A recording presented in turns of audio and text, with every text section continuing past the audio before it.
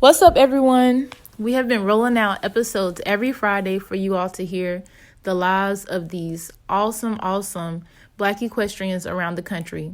We want to say thank you for tuning in and sharing our podcast with others. Today, we are talking to Robert Lawerence Jacobs. He is the founder of the Robert Lawerence Jacobs House of Opportunity, which is a nonprofit bridging the economic gap between quality equestrian instruction and household income. Keep listening to hear all about what Robert has to say. You are listening to Young Black Equestrians, the podcast, with your hosts, Abriana Johnson and Caitlin Gooch.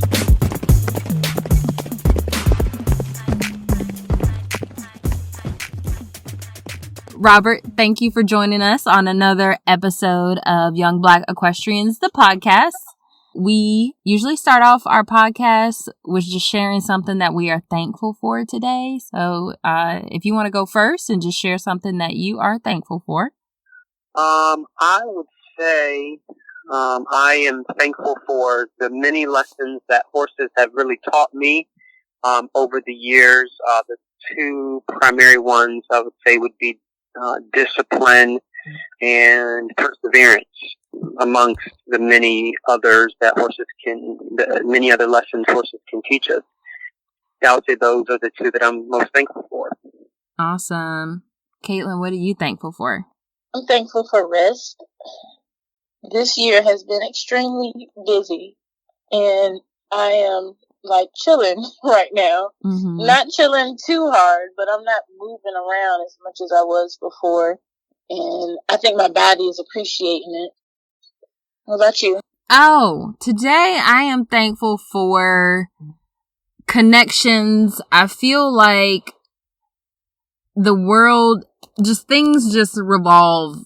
They just go around and things come back to you that you've done years ago, especially when you network with people and then, a few years later you get connected with them again for something else. And it's just like a never-ending cycle of just things that, you kind of set up for your future. So it's just amazing. I've had some stuff go on with my last semester of this master's program, and someone who helped me 5 years ago on a project is able to help me now. And it's perfect because we already know each other and we're super excited about the project. So I'm just thankful that I kind of set myself up 5 years ago to have this relationship that I do now.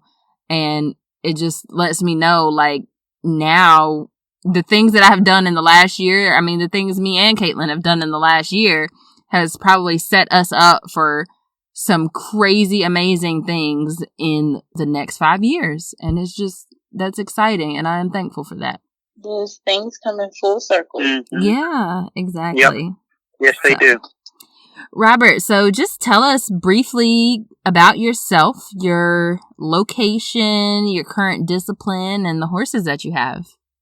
I grew up in Maryland, just outside of D.C. I started riding probably later in life than most. I think I was about in the 6th grade or so. About 7th grade, which is later than most people.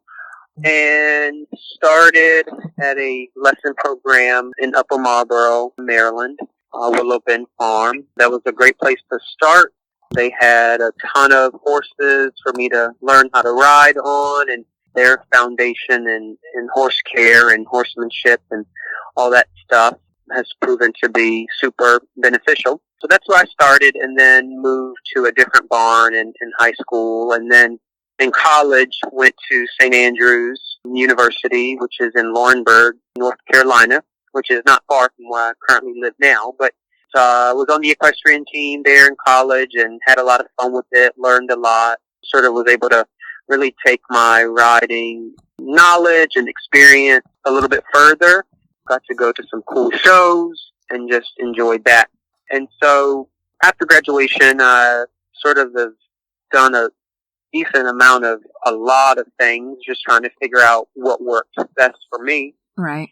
I started, I guess, in 2015, 2014 or so. Around that time, I started a a business of my own, training horses, teaching riders how to ride, going to horse shows, judging horse shows, giving clinics, that sort of thing. Did that for several years and liked it, and that fit me for that period in my life, I think. Mm-hmm. And all of this is in the hunter jumper industry. So the hunters, the jumpers, the equitation, that sort of discipline. So did that and enjoyed it. And then sort of around Christmas time, December, January, had a meeting with my parents. They have a construction business back up in the DC area, and sort of had a conversation with them. My dad was sort of working through prostate cancer, and their business was growing. Their construction business was growing, so they needed a little extra help. Kind of at the same time that I realized wasn't too sure that I wanted to have a full-time training stable anymore. So I moved back up to DC for 8 months or so to help them with their business, and while they were getting their health back on track. Thankfully, they're both doing very well now. Good. But being back in DC, I guess I moved back February of 2019 to DC, and then stayed there for 8 months. So being back there sort of gave me an opportunity to be with family again. You know, I've been away. I've been in North Carolina for a while, so it was good to be close to family again, sort of figure out at the same time what exactly I wanted to do. Did I want to continue helping my parents with their business, or did I want to do something else? So life sort of is interesting with how it shows you what the next right move for you may be. And so that's a little bit what happened. I was drawn or called back to North Carolina, which is where most of my contacts are. Overall, I really liked the state. Just wasn't sure if I would move back. So I moved back to North Carolina just in, I believe it was September or October. Wow. So I've been back here not too long. Yeah. And I'm currently I live in Aberdeen, North Carolina, which is not far. It's almost halfway between like Raleigh, the Raleigh-Cary area, Mm-hmm. and Laurinburg. So it's almost like halfway. That's down east? Like east of Raleigh? It's south of Raleigh. So it's pretty much directly west of Wilmington. Oh, okay. And directly east of like Charlotte. It's almost right in the middle of Charlotte and Wilmington. Okay. And it's a very nice area. It's sort of known for horses and golf, and also now it's pretty much known for military families because we're not far from Fayetteville, Mm-hmm. and Fort Bragg, and all that stuff. So moved back here and have really been enjoying myself. I do pretty much during the week. I'm doing schoolwork as well as doing some marketing for small businesses. And then, you know, the horse side of my life has pretty much turned into enjoyment and giving back to the sport. And I'm really able to do that through my nonprofit, and have pretty much by choice decided to not really do horses anymore from a for-profit business perspective.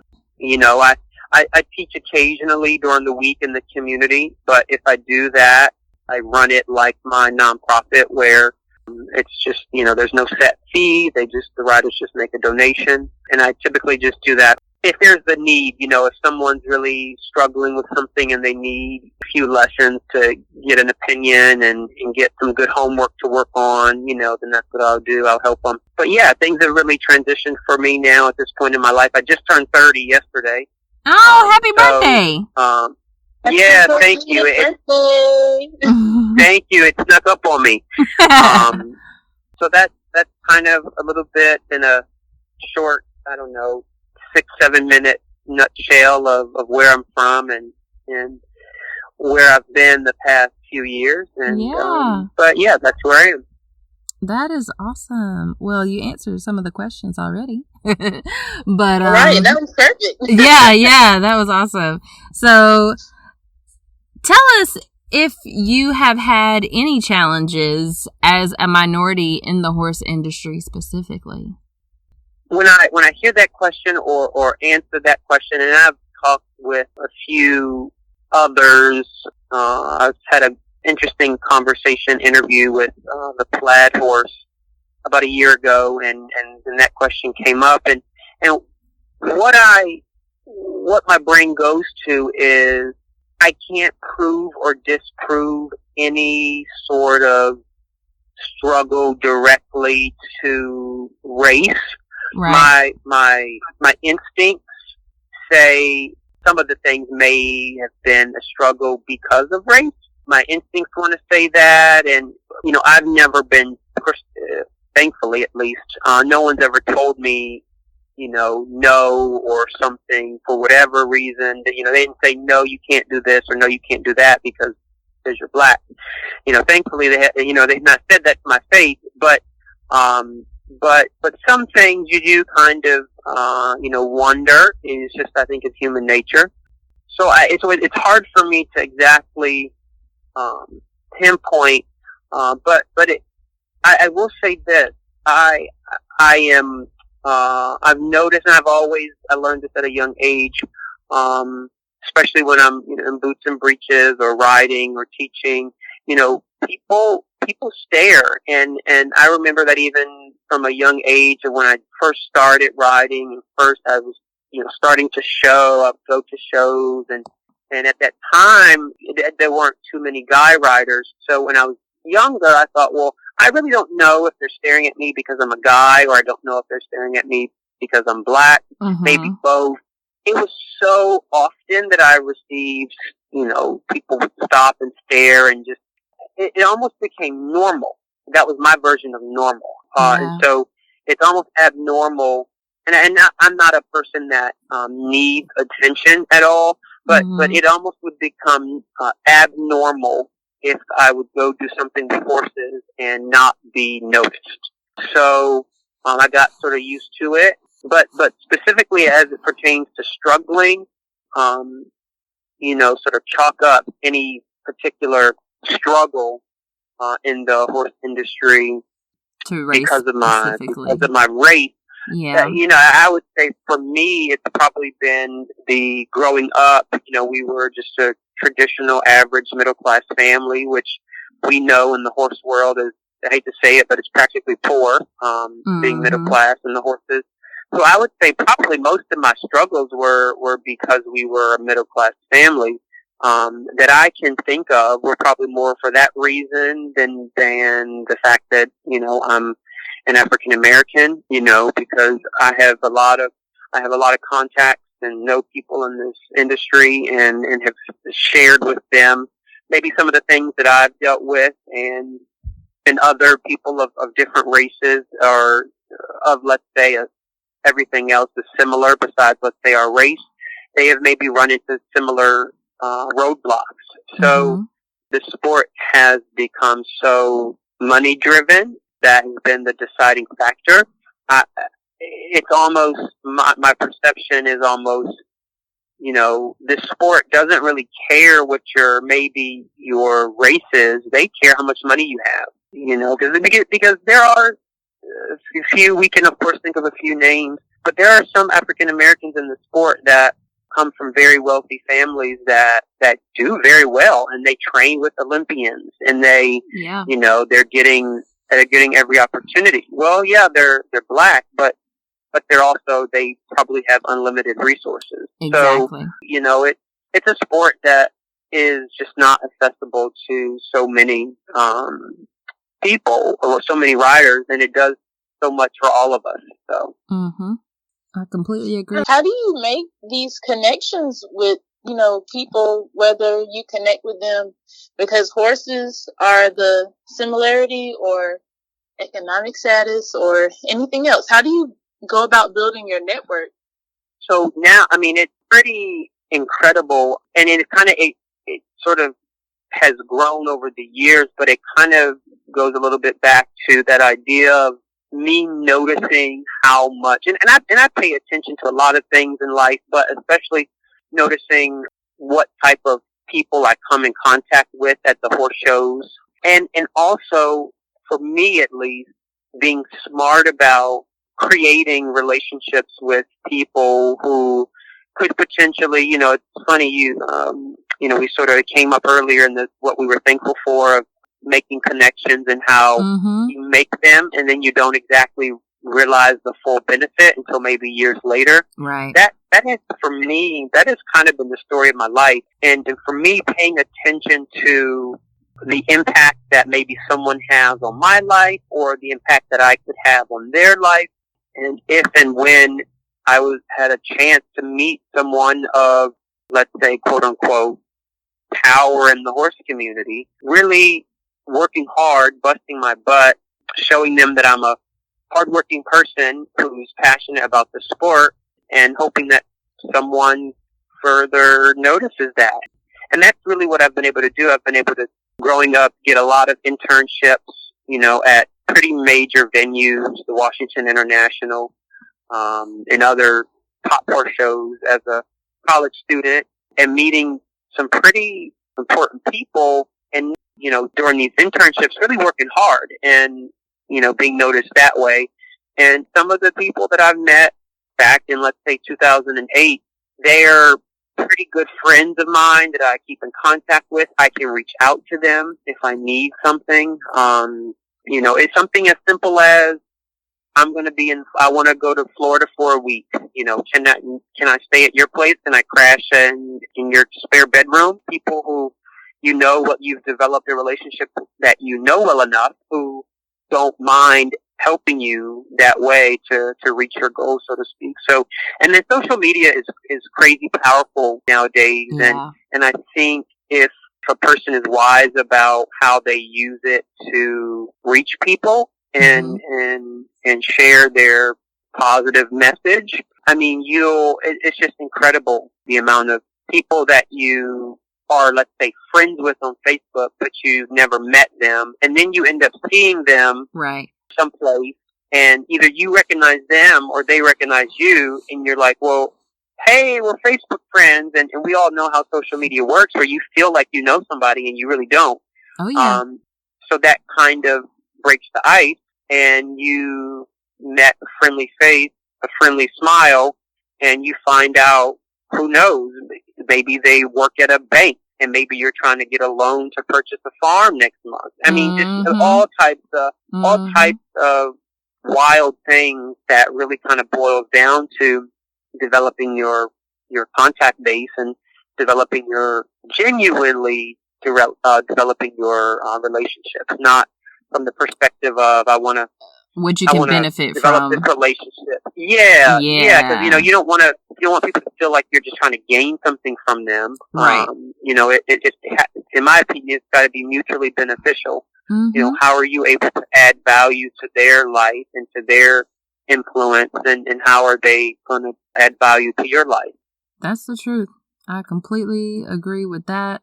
I mean, we have, between this podcast and things we're doing with the 4-H kids and literally everything, it's just amazing how many pieces of the puzzle are related. Like, I started farm sitting for a lady who offered to come speak to the 4-H kids. She's also a horse show judge, and she does trail obstacles with her mule. And it's just like, you could help me in so many, facets of what I got going on. It's just amazing how everything can be so interconnected sometimes. It reminds me, you saying that kind of reminds me of that idea of different synergies, of 1 + 1 = 4, so to speak, where, 2 people can come together, and do more than double the impact or the productivity or anything else like that, and I think that's why we're kind of designed to be, to make connections, because, we can definitely go much, much further. Yeah. See, you hear that, Caitlin? We got synergy. Yes. It's the same way with us coming together to do this podcast. I mean, we both have, similar backgrounds, but different experiences. And she has so many resources. And I'm like, well, what about this too? And, we have so many projects together. So I really like that. That definitely describes us to a T as well. Absolutely. It's important. That goes Yeah, go with ahead. the people who listen, because I found like some of the people we interviewed, Mm-hmm. and then they go back and listen to other episodes, and then they just remember like where they might have seen someone, or they might have seen somebody either in person or a book or article, and it just brings their attention to other things in the Black equestrian horse world. Yeah, and they bring that to our attention. Like, we interviewed an author earlier this week who, in her book, talked about a lady, Felicia Chandler, who we interviewed several episodes ago. And I was like, oh my gosh, look at that. We all talking about each other. It was cool. So you said that you were in school right now?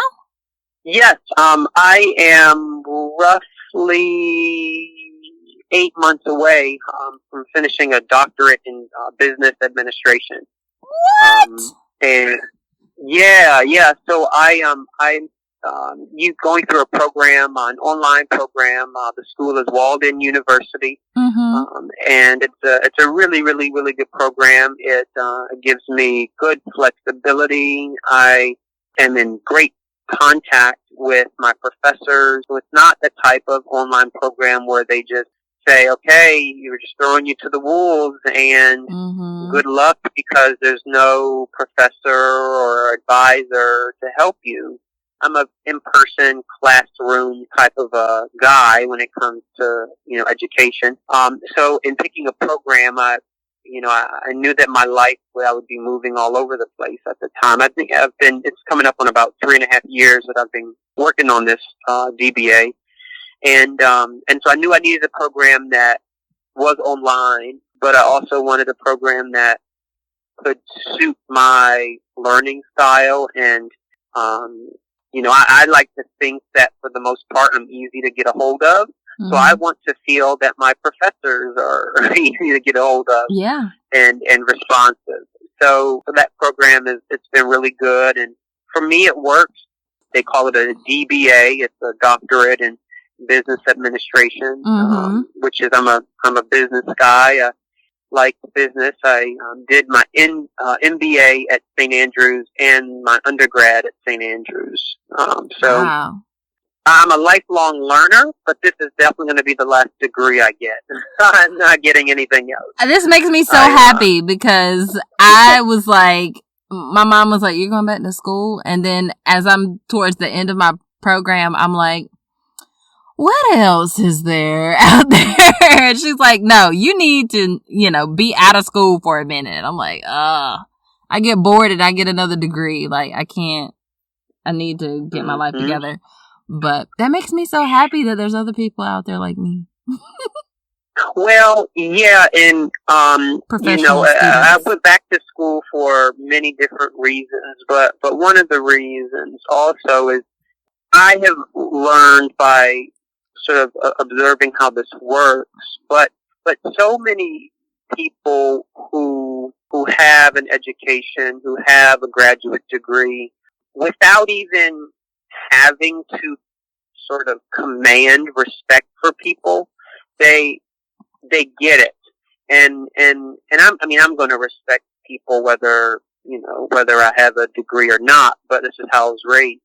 But, I find that when you walk into a room and you open your mouth and people know that, okay, this is not some Joe Smo coming into this room, they treat you differently. They sort of just have a different level of respect or expectation. And for me, I like that. And not that I need to feel like I'm certainly naturally I'm kind of like that B student. I'm not in that A type of a bookworm. I'd say I'm probably that normal B student. So I don't need to feel like I need to walk into a room and just be the smartest on the planet. I certainly don't feel that way. However, I absolutely don't want anyone to count me out, to count my ideas out, or to discount any piece of information that I have to offer, and to just sort of protect myself from that, I just, maybe for another person, their route is a little different than mine, but my route is, has been education. Yeah. Yeah. And that works for you. Yep. What are your, kind of goals for the future as far as, finishing the program? I know you said you don't want to be a full-time trainer, but is it, do you have like an equine business focus, or like what are you, wanting to do with that? So it's just a business focus, but I would say I want to do more with marketing and business consultant work, and do it in a flexible way, because I certainly my true gift really is really in the horses. It's really in the horses. That's my primary gift, and I'm aware of that. And so, but at the same time, to stay at my best, I need to sort of be very specific about the capacity that I do horses in. And I learned that when I had a business of my own full time, because it was 24/7 pretty much. At that time I was traveling a lot, and just like any human being, you can get burnt out, and you can sort of lose your maybe some of your drive, or lose some of your passion. Yep. And you almost can, if you're not careful, really lose the desire to truly help people. Mm-hmm. Because you may have a moment or a time period where you are maybe, as a business, as a small equestrian business, you're maybe looking at, I've got to pay my mortgage, my farm mortgage on the farm. I've got to pay the farm rent. I've got to pay the winter it's coming, the hay bill, so you can if you're not careful, you can begin making decisions that are solely based on a business. And I'm not saying that that's wrong. Right. Because, business is business. However, that just wasn't quite for me. I learned, and I am most impactful when I walk into the arena and I truly care, and I am not thinking about paying, the farm, the mortgage, or the rent. I walk into the ring better when that's not a deciding factor for me. Mm-hmm. And so I think with this degree, I'd like to have a little more. I'm kind of an entrepreneur at heart, so I'm kind of naturally going to have to work for myself. I've learned. By having a marketing and consultant business where I really help other organizations grow their business and market their business. That's what I want to do. And then in the evenings, on the weekends, still heavily involved with horses. I give a ton of clinics every year, and enjoy it. So that's where I am my best. And some people can remain pretty good and pretty sharp, maybe, by doing the traditional business. But for me, with the goal of reaching as many people as I can reach, couldn't do that, with a barn and a local barn in a local town. Right. You can only reach so many. And Right. So I think I'm purposed to reach more people than just 15 or 20 people every week. Mm-hmm. Mm-hmm. That makes me so happy. Like, I see so much of kind of not necessarily what I want to do in the future. Like, I don't want to, own a business consulting firm or agency, but so much of what you're saying resonates with me, being an entrepreneur, working on like the marketing. That's interesting to me, definitely. But I don't think it's like a lifelong goal for me. But a lot of what you said definitely resonates with me, just trying to reach as many people as possible and determining that the traditional ways of approaching it just don't satisfy that hunger inside of you to reach the masses. So Absolutely. I completely agree with that. So let's talk about your nonprofit for a minute. the Robert Lawerence House of Opportunity. When did you start that, and what kind of, I know you touched on it a little bit, but what kind of pushed you to that? I'm going to go ahead, submit the paperwork, this is what I'm going to do. And how did you format that? It's surrounded by the clinics. That's what it is for the most part. If you want to just talk about that for a second. Sure. Yeah. So Jen, we just had our 2-year anniversary just, I guess several weeks ago. I always knew that I wanted to give back because I feel I have grown as much and as fast as I've grown pretty much because I've been blessed with people who have helped me get to certain goals. So without that, I mean, you can work as hard as you want, but at the end of the day, the hope is that your hard work is going to pay off. Someone's going to notice what you're doing and help you. That's the hope. But I think that happens for so many people, but I don't even know that that's a guarantee, so, but for me, it happened. I worked hard growing up and that was noticed. And then so I received additional help in many different ways from many different people. And so I realized that. And so sort of became important to me. And I'm naturally I have a giving spirit anyway. Mm-hmm. So thinking about just some of the riders that I would come across on let's say a normal month or year that have unbelievable natural talent. I mean, I'm talking just unbelievable. They don't even know what they're doing. Like they don't know that the horse was maybe looking at something and they leg yielded the horse over to get its attention. Mm-hmm. Or they don't even know they landed from the jump and let's say it's a pony rider and they just stepped to the outside and it got the flying change. I mean, I'm talking about just truly natural riders that they just are gifted.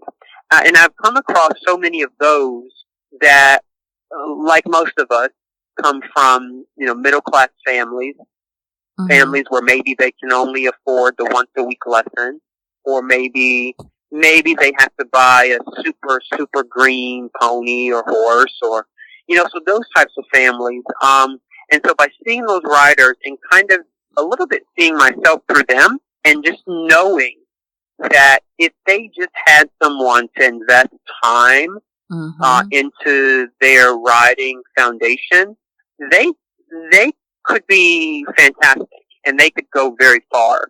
And so, but at the same time, you kind of have to watch how you go about doing things because, when you have a barn, you can't give two riders, even if they're the hardest workers in the world, you can't really give two riders all this extra stuff and not necessarily offer it to every rider. Right. So I didn't like that idea of doing that. So I had to sort of get creative and how could I have something where it's pretty much open to everybody who wants to do it? How could I create something that, a way where I can A, give back to the sport, B, create something that can help riders get a little further and who maybe otherwise couldn't afford. Hunter Jumper Clinic really start anywhere from $150 for a session, can go all the way up to $250 for mm-hmm. one session. Mm-hmm. So that's pretty expensive, you know, and so that eliminates so many riders. And then most riders, let's say, okay, at most maybe they could afford to do that once a year.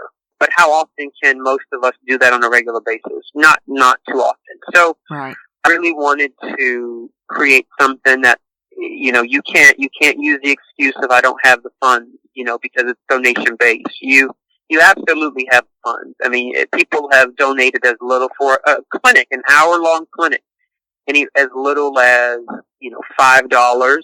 That's what they felt like they could donate at that time. Mm-hmm. We have donors and sponsors who have made donations as high as, $2,500. Wow. So it's been pretty incredible. And I'm able to have something where I open it up to everybody.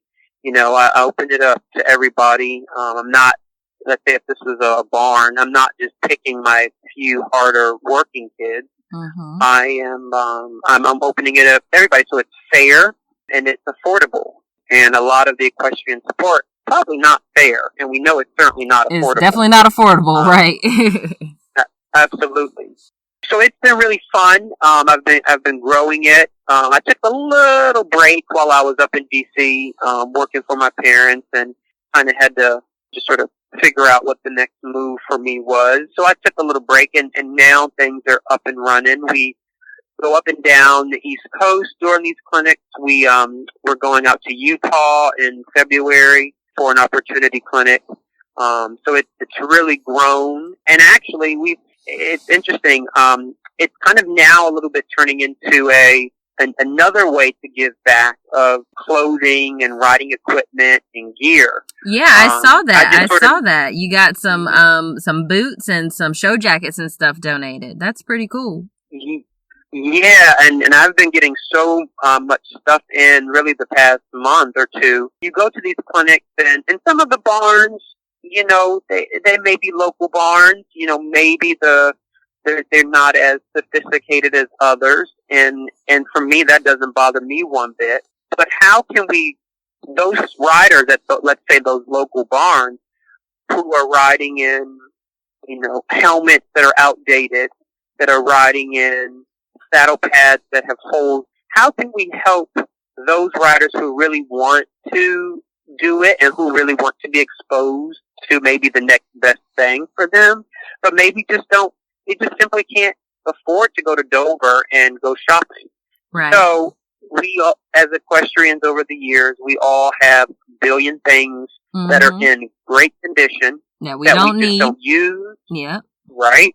So, and again, this goes back to people knowing me and trusting me, that say, hey, I have these pair of brand new tall boots I wore one time. They don't fit. I've had them for 2 years. They're not even broken in. Here you go. Find someone, you know, you're surely going to find someone who can benefit from them, or show jackets. You know, people have purchasing new items and donating it to the organization. So I didn't plan on, because it's a clinic-based nonprofit, I didn't plan on it sort of turning into a clothing aspect, or having a clothing and gear equipment aspect to it. But why not? You know, I mean, it helps people sort of do their winter and spring cleaning, and it's really nice stuff, and it is rehomed or repurposed to riders who are going to take care of it, because they've never had a pair of fancy tall boots or a fancy show jacket, you know. So when they receive these items, you know, that's special to them. So yeah, that's the truth. I'm definitely going to be at the one next weekend, just so you know, because it's right down the street from where I live. Next weekend I'm one place on Saturday and one place on Sunday. I think I'm in Zebulon on Saturday, and then that one. I think I'm at Cool Breeze. Yes, I love Cool Breeze. Okay, awesome. The guy that is the reason why I have my horse used to train for Curtis, train racehorses for Curtis. So okay, small world. Awesome. So I would love to go see the place. I've had friends board horses there and rode around in the little carriage with the drive horse Mel. So it's a amazing place. I love it. Yeah, it is. It is a super cool place. I've been there. I think this will be maybe my fourth time going to that farm. And I love that place, and they get a kick out of it. So good. I'm glad I'll get to meet you there. Yeah, for sure. I guess we're gonna just wrap up. So what advice would you give the aspiring equestrian? I know you're seeing them at your clinics. What advice do you give them, you know, on how to progress and pursue their dream of whatever discipline it is in the horse world?